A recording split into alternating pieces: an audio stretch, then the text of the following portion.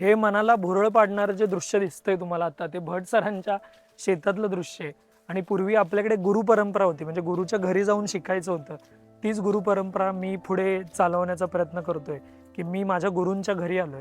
गेली अनेक वर्ष भट सरांकडे येतोय, पण सलग 15 दिवस किंवा 10 दिवस त्यांच्याकडे राहून शिकता आलेलं नाही, आणि तो आज योगायोग जुळून आलाय.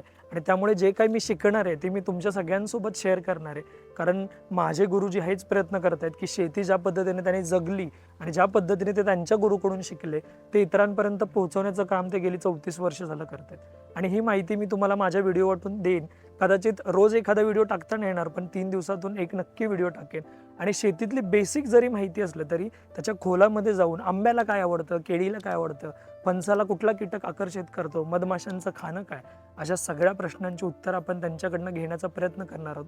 आणि ती उत्तर मी तुमच्याकडे शेअर करणार आहोत. आता 2 दिवस झालं मी इथे, मग त्याच्यातून काय शिकलो, तर उतू नको, मातू नको, घेतला वसा टाकू नको, हे गुरुजींनी मला असंख्य दिवसांपासून सांगितलेले.